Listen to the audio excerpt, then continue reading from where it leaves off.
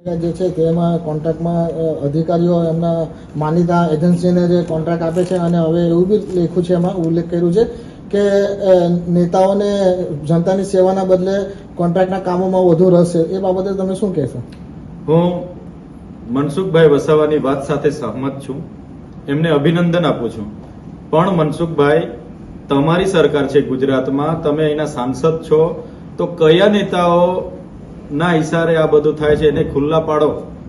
અમે તો 23/10 ના રોજ મુખ્યમંત્રી અને જિલ્લા કલેક્ટરને લખીને આપેલો છે, આ મારો પત્ર છે કે બહારની એજન્સીઓ મટીરીયલ પૂરું પાડવાના નામે અહીંયા કરોડોના ભ્રષ્ટાચારો કરે છે. એટલે મનસુખભાઈ જે પત્ર લખ્યો છે, મોડે મોડે મનસુખભાઈ જાગેલા છે ત્યારે અભિનંદન આપું છું. પણ એ તમારા જ નેતાઓ છે, તમારા સંગઠનના માણસો અહીંયા ખૂબ મોટો ભ્રષ્ટાચાર કરી રહ્યા છે, તો એમને પણ ખુલ્લા પાડે મનસુખભાઈ, એવી એમને હું વિનંતી કરું છું.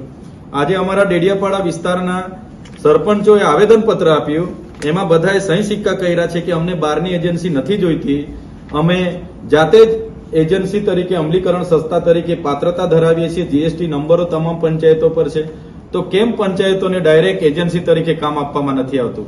કેમ બહારની એજન્સીઓને અહીંયા લાવવામાં આવે છે અને કોણ લાવે છે?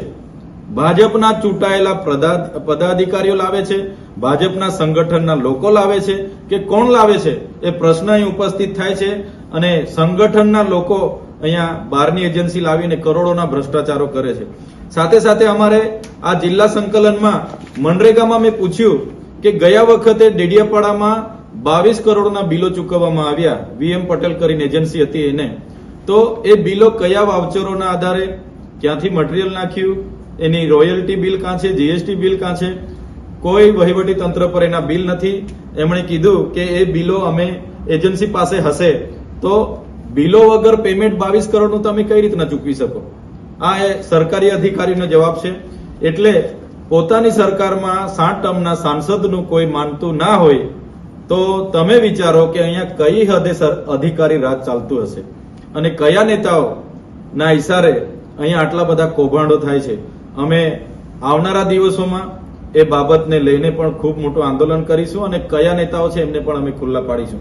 અને જે પણ એજન્સીઓ બહારની નર્મદા જિલ્લામાં આવશે એમને પણ આપણા માધ્યમથી હું કહી દઉં છું, અહીંયા ઘરના છોકરાઓ ઘંટી ચાટે અને બહારનાને આટો અમે ચલાવવાના નથી.